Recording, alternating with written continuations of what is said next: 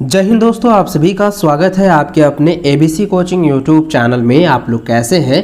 आशा करता हूं आप लोग स्वस्थ और मस्त होंगे और अपनी बोर्ड परीक्षा की तैयारी बहुत ही अच्छे से कर रहे होंगे। कक्षा 8वीं का जो है आप लोगों को मालूम है कि 28 जनवरी को जो है फाइनल बोर्ड की परीक्षा होने वाली है। तो यह वीडियो आप सभी के लिए बहुत इंपॉर्टेंट होने वाला है, क्योंकि इस वीडियो में क्लास 8वीं का जो है विषय गणित की मोस्ट इंपॉर्टेंट VBI 20 ऐसे ऑब्जेक्टिव क्वेश्चन बताने वाला हूँ जो कि आपकी एग्जाम के लिए बहुत इंपॉर्टेंट है। ठीक है, तो इसको आप लोग अच्छे से ध्यानपूर्वक देखिएगा। वीडियो को लाइक शेयर जरूर कीजिएगा और चैनल पर नए चैनल को सब्सक्राइब भी कर लेना। चलिए बच्चों, क्वेश्चन की ओर चलते हैं। तो देखिए, सबसे पहला जो प्रश्न दिया गया है, कहता है कि -8/7 गुना 21/12 बराबर 21/12 गुना, और यहाँ पे रिक्त स्थान दी गई है, कहता है में रिक्त स्थान होगा। तो देखिए जरा ध्यान दीजिएगा, ये जो है कर्म विनिमय है। क्या है? कर्म विनिमय है। यानी कि देखिए 21/12 पहले से दिया हुआ है, ठीक है, ये वाला दिया हुआ है, तो कौन सा हो जाएगा? यहाँ पे इसको कर देना -8 क्या हो जाएगा? -8/7 हो जाएगा। तो -8/7 ऑप्शन नंबर ए इसका बिल्कुल सही आंसर हो जाएगा। अगला सवाल दिया है कि 11 का वर्ग होगा, तो यानी कि 11 का वर्ग निकालना है। 11 का वर्ग निकालेंगे तो कितना हो जाएगा? 11 गुना 11 करेंगे बच्चों तो कितना हो जाएगा? 121 हो जाएगा। 121, तो 121 कहाँ पर है? तो ऑप्शन नंबर 1 इसका बिल्कुल सटीक आंसर हो जाएगा।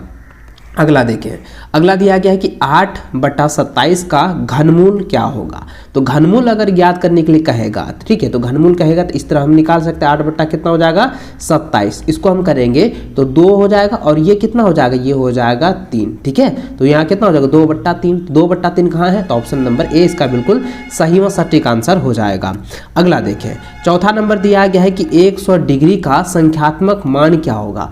100 डिग्री का संख्यात्मक, डिग्री नहीं है, जरा ध्यान दीजिएगा। मैंने एक फॉर्मूला आपको बताया था कि x पर पावर अगर 0 रहता है या नहीं तो a पर पावर 0 रहता है तो वह उसका मान कितना होता है? 1 के बराबर होता है। यानी किसी भी संख्या, चाहे वो बहुत बड़ी बड़ी संख्या क्यों ना हो, चाहे वो सबसे बड़ी संख्या हो या सबसे छोटी संख्या, अगर पावर में 0 रहता है तो उसका वैल्यू कितना होता है? 1 के बराबर होता है। तो ऑप्शन जो है आपका यहाँ पे डी सही आंसर हो जाएगा, क्योंकि 100 पर जो है पावर कितना है? 0 है, तो इसका संख्यात्मक मान कितना हो जाएगा? 1 हो जाएगा। ऑप्शन ए जो है इसका, ऑप्शन डी जो है सही आंसर हो जाएगा। 1 किसका मान हो जाएगा। ठीक है, अगला सवाल देखिए, 5वां नंबर कहता है कि XY एक संख्या है, संख्या XY है, इसके सही कथन बताना है। देखिए x और y कितना है? संख्या है, यानी x और y, तो y कितना हो गया? इकाई हो गया, और 100 कितना हो गया? 10 हो गया, तो यानी कि 10x। तो ये देखिए, इसको हम लिख सकते हैं 10x + y। तो 10x + y तो कहाँ पर है? 10x + y, option number B जो है सही व सटीक आंसर हो जाएगा। ठीक है, चलिए नेक्स्ट प्रश्न देखिए क्या दिया गया है कि 3x तथा 6x² के लिए सही विकल्प चुनिए। तो देखिए 3x है और ये क्या है? 3x² है, तो दोनों क्या है? एक पद है। दोनों क्या है? वो एक पद है। ठीक है, एक पद है, और दोनों क्या है? जरा ध्यान दीजिएगा, दोनों क्या समान है? नहीं, ये समान नहीं है, दोनों क्या है? असमान पद है, और दोनों असमान पद है। ऑप्शन नंबर बी इसका बिल्कुल सही व सटीक आंसर होगा। चलिए नेक्स्ट प्रश्न देखिए बच्चों, दिया गया है कि x पर पावर 4 है और माइनस जो है 16 का गुणनखंड होगा। तो इसको गुणनखंड निकालेंगे तो ध्यान दीजिएगा बच्चों कि x पर पावर 4 है, ठीक है, माइनस कितना? 16 है, तो क्या हम लिख सकते हैं x का स्क्वायर गुना स्क्वायर लिख सकते हैं, और 4 का यानी कि 2 का स्क्वायर कर सकते हैं, 2 का यानी कि 4, 4 का स्क्वायर कर सकते हैं, 4 का स्क्वायर ही कीजिए। ठीक है, तो देखिए यहाँ पे क्या लिखना है बच्चों, इसको हम 1 मान लेते हैं, ठीक है, इसको हम a मान लेते हैं, इसको हम b मान लेते हैं। a² - b² का फॉर्मूला क्या होता है? a² प्लस b² का फॉर्मूला, -b² का फॉर्मूला क्या होता है? a + b इंटू क्या होता है? a - b। तो यहाँ पे क्या करेंगे, जब x² है, x² लिखेंगे, माइनस कितना हो जाएगा? 2, तो यहाँ पे कितना हो जाएगा? 2 नहीं था, 2 था कि 4 था? 4 था ना, 4 का स्क्वायर था, तो यहाँ पे लिखेंगे, यहाँ पे प्लस कितना हो जाएगा? x² + 4 हो गया, और इंटू लिखेंगे x² हो जाएगा -4। तो देखिए किस ऑप्शन में है? तो देखिए ऑप्शन नंबर जरा फटाफट बताइए। तो अब यहाँ पे ऑप्शन में x² - 4, तो a को यहाँ पे मिला, ठीक, a को यहाँ पे मिल चुका है, लेकिन अब यहाँ पे खंड किया गया, फिर यहाँ पे खंड किया गया a² - b², इसको भी खंड कर दीजिए। तो इसको हम करेंगे x² - 2 का होल स्क्वायर में a² - b² यानी कि x + 2 इंटू हो जाएगा x - 2। तो देखिए कहाँ पर है? तो ऑप्शन नंबर 3 हो गया। अब ये आपका सटीक हो चुका है। ठीक है, चलिए नेक्स्ट क्वेश्चन देखिए बच्चों, क्या दिया गया है कि 2x + 3 = 5 का हल क्या होगा। यानी कि 2x + 3 = 5 दिया गया है, तो लिखेंगे 2x + 3 = 5, तो लिखेंगे 2x बराबर कितना हो गया 5 माइनस 3, तो लिखेंगे 2x बराबर कितना हो जाएगा, इसको अगर हम घटाएंगे 5 में 3 गया कितना 2, तो लिखेंगे x बराबर कितना हो जाएगा 2/2, इसको घटाएंगे कितना हो जाएगा 1, तो यानी x का मान कितना निकला 1 निकल चुका है। तो ऑप्शन नंबर जो है ए इसका बिल्कुल सही आंसर हो जाएगा। ठीक है, अगला सवाल देखिए, अगला सवाल कहता है कि x माइनस 5 और x माइनस 5 के लिए कौन विकल्प सही है। तो देखिए a minus b into a minus b, तो कौन सा फॉर्मूला होता है बताइए, a minus b into a minus b कौन सा हो जाएगा, जल्दी जल्दी बताइए। तो क्या हो जाएगा, इसको हम लिख सकते हैं, देखिए यहाँ पे समझना बच्चों, समझना अच्छे से आप समझिएगा, देखिए इसको अच्छे से ध्यान दीजिएगा। a माइनस, देखिए हम यहाँ पे लिख देते हैं a माइनस बी और a माइनस बी, अगर इसको करें तो हम लिख सकते हैं a माइनस बी का whole square, a minus b का होल स्क्वायर लिख सकते हैं ना। तो यहाँ पे क्या हो जाएगा a माइनस बी का होल स्क्वायर हो जाएगा। ठीक है, इसको हम लिख सकते हैं। अगर नहीं आपको यहाँ पे नहीं समझ में आ रहा है इसको और बना देते हैं। देखिए समझिए x माइनस 5 है और यहाँ पे इंटू क्या है x माइनस 5 दिया हुआ है, तो x को पहले x के साथ गुना कीजिए, कितना हो गया x स्क्वायर हो गया, फिर x को 5 के साथ गुना करेंगे, माइनस कितना हो जाएगा 5x, और इसको इसके साथ गुना करेंगे कितना हो जाएगा माइनस हो जाएगा, ये भी माइनस हो जाएगा, माइनस 5x हो जाएगा, और इसको यहाँ पे करेंगे कितना हो जाएगा, इसको जरा ध्यान दीजिए, इसको करेंगे कितना हो जाएगा 25 हो जाएगा, क्या हो जाएगा 25 होगा, माइनस माइनस हो जाएगा प्लस, तो 25 हो गया।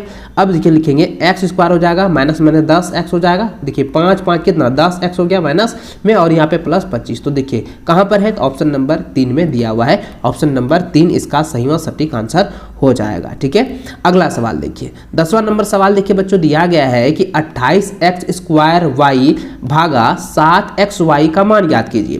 तो देखिए 28 लिखेंगे, x स्क्वायर है यानी x 2 बार लिख सकते हैं, y के एगो है, एक ही गो है तो एगो लिखेंगे, और कितना किससे भाग दे रहा था x into 7 into x into y से करना था, तो y खत्म, x ये भी खत्म, तो 7 चौके कितना 7 चौके 28, तो कितना 7x कितना बार में 4 बार में कट गया, 7 चौके 28, तो 4 गुना x तो कितना हो जाएगा 4x, तो देखिए 4x ऑप्शन नंबर जो है ए इसका बिल्कुल राइट और सटीक आंसर हो जाएगा।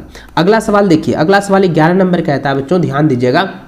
सवाल क्या कहता है कि संख्या जो है 40 को 2 भागों में इस प्रकार बांटा गया कि पहली संख्या जो है 1/5 और दूसरी संख्या जो है x 1/3 है। ठीक है, पहली संख्या क्या है, पहली संख्या 1/5 है और दूसरी संख्या जो 1/3 भाग के बराबर होता है। अगर पहली संख्या मान के चलिए x है तो इनमें से कौन सी समीकरण होगी, कौन सी समीकरण कहता है। अब ध्यान दीजिएगा, इसको हम किस प्रकार से ज्ञात करेंगे उसको आप लोग समझिए। देखिए यहाँ पे कहता है कि 40 जो है कोई संख्या है, संख्या को 40 को जो है 2 बराबर भागों में बांटा जाता है, 2 बराबर भागों में बांटा जा रहा है। ठीक है, 2 बराबर भागों में बांटा जाता है, तो इसको करेंगे क्या बच्चों, ध्यान दीजिए, ध्यान दीजिएगा। तो हम पहली संख्या ये लिख सकते हैं x/5 पहली संख्या हो गया। ठीक है, भागों में बांटा जा रहा है यानी कि जोड़ हो जाएगा। यहाँ पे हम दूसरी संख्या लिखेंगे तो x बट्टा कितना हो जाएगा 3 हो जाएगा, बराबर लिखेंगे 40। तो हम लिख सकते हैं x/5 भाग बराबर हो जाएगा, ये 40 है तो यहाँ पे माइनस कितना हो जाएगा, ये हो जाएगा x/3 हो जाएगा, है ना। तो इसको हम लिख सकते हैं x/5 बराबर कितना हो जाएगा 40 माइनस x/3 हो जाएगा 3। तो भाई ऑप्शन नंबर कौन सा हो जाएगा, ऑप्शन नंबर 1 ही बिल्कुल सही आंसर हो जाएगा। ठीक है, चलिए आगे बढ़ते हैं। नेक्स्ट क्वेश्चन देखिए बच्चों, क्या दिया है कि किसी राशि में जो है मिश्रण a जो है मिश्रधन दिया है ना, किसी राशि पर मिश्रधन जो है वो a दिया हुआ है। ज्ञात करने का फॉर्मूला पूछा गया है कि a बराबर जो है, देखिए क्या है मिश्रधन, मिश्रधन बराबर क्या होता है मूलधन गुना 1 प्लस दर बट्टा 100 पावर समय होता है। तो ये आपका जो है फॉर्मूला दिया है, सूत्र दिया हुआ है। तो अब ये कहता है कि n जो है क्या है, तो n मेरा क्या है, तो n मेरा क्या बताता है। जब ये फॉर्मूला आप याद कर रहे होंगे तो आपको मैंने बताया था और मैंने आपको कहा था कि ये जो होता है ना n जो होता है वो ब्याज संयोजकता की होने वाली संख्या को बताता है। क्या होता है, ब्याज संयोजित होने की संख्या बताता है। तो ऑप्शन नंबर जो है ना सी इसका सही आंसर होगा, यानी कि कितना समय लग रहा है, कितने दर का ब्याज है, कितने वर्षों तक है, वो सारा चीज यहाँ पे संयोजित होने की संख्या बताता है। तो ऑप्शन नंबर सी जो है इसका बिल्कुल सही आंसर हो जाएगा। अगला सवाल देखिए, दिया गया है कि एक कार जो है 40 किलोमीटर प्रति घंटा की रफ्तार से जो है एक निश्चित दूरी जो है तय करने में 3 घंटा का समय लगाती है। यदि कार की जो चाल है वो 60 किलोमीटर प्रति घंटा हो जाए तो उतनी ही दूरी तय करने में कितना समय लगेगा। अब देखिए ये जो है आप 2 तरीके से बना सकते हैं, एक चूकी वाला से।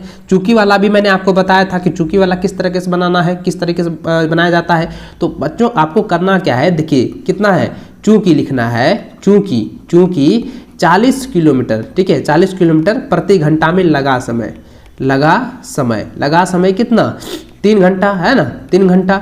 अब कहता है फिर 1 किलोमीटर प्रति घंटा की रफ्तार से चलेगा तो 3 बट्टा कितना हो जाएगा, 40।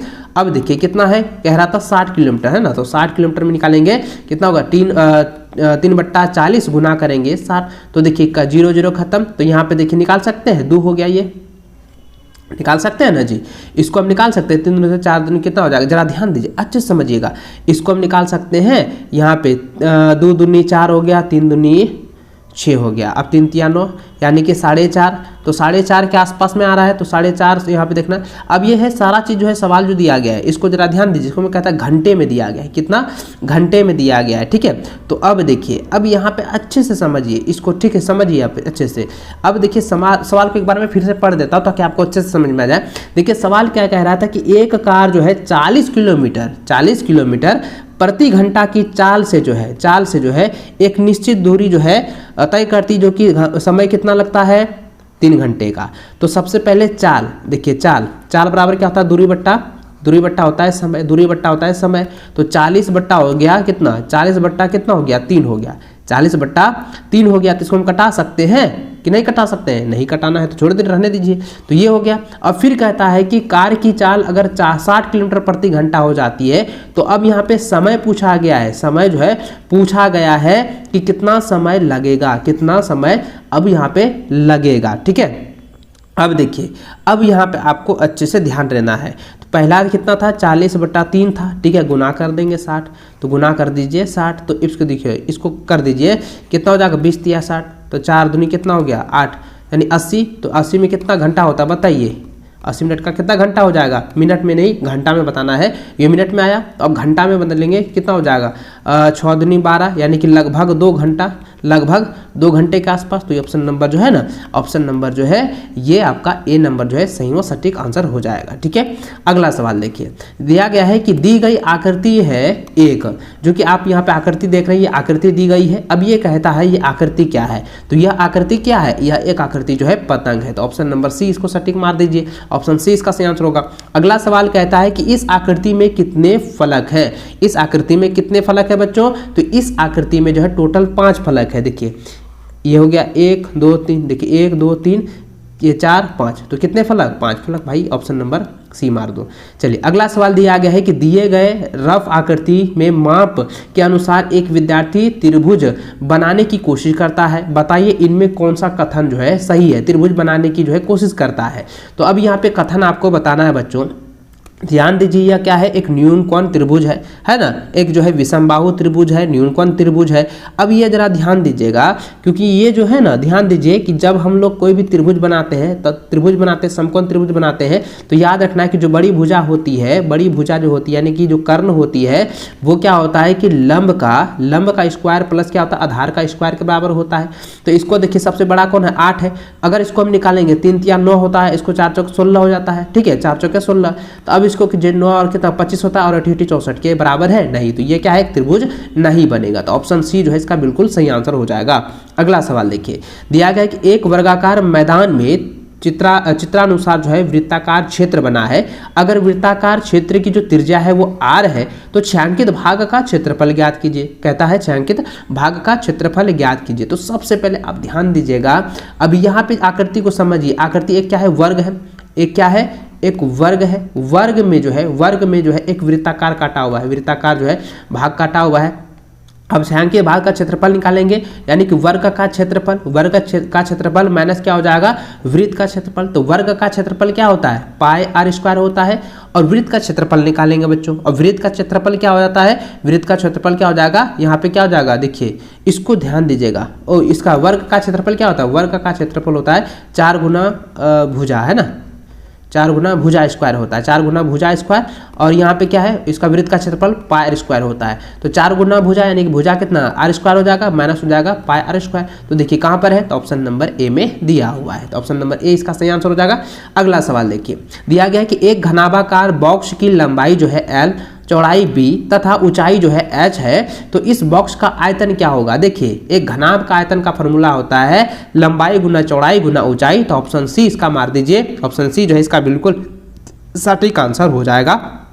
अगला सवाल है, कहता है कि देखिए ये जो दंडलेख दिया गया है, ठीक ना, एक वर्ग चिन्ह दिया गया है, तो यह चिन्ह परिपाटी में क्या कितना दर्शा रहा है। तो देखिए एक ये क्या है, ये 5 है, ये 2 7 है, 5 2 7 है, लेकिन यह जो चिन्ह है वो क्या चिन्ह है, वो कौन सा चिन्ह कहलाता है, यह जो है मिलान चिन्ह कहलाता है। क्या कहलाता है, मिलान चिन्ह कहलाता है। तो ऑप्शन नंबर सी इसका सही आंसर होगा। ठीक है, चलिए नेक्स्ट क्वेश्चन दिया गया है कि किसी ग्राफ यानी आलेख में एक रेखा जो है मूल बिंदु से गुजरती है, तो रेखा का मूल बिंदु का निर्देशांक होगा। तो देखिए रेखा का मूल बिंदु का निर्देशांक होता है 0 और 0। आपको याद रखना है बच्चों, x का मान 0 होना चाहिए, y का मान भी 0 होना चाहिए, यानी कि जिस x अक्ष और y अक्ष जिस बिंदु पर कटती है उस बिंदु को जो है, कटान बिंदु को हम लोग मूल बिंदु कहते हैं। तो उसका जो रूप होता है वो क्या होता है, 0 0 होता है। तो ऑप्शन नंबर जो है सी इसका सटीक व सही आंसर हो जाएगा। ठीक है, तो इस वीडियो में जितने भी 20 ऑब्जेक्टिव क्वेश्चन जो है मैंने बताए हैं, इनको आप एग्जाम से पहले अच्छे से जो है रख लीजिएगा, अच्छे से आप लोग इसको ज्यादा से ज्यादा प्रैक्टिस कीजिए, रिवीजन जो है आप लोगों को हर हाल में कर लेना है। ठीक है, ताकि इस बार भी सभी को जो है A+ हासिल करने हैं। ठीक है,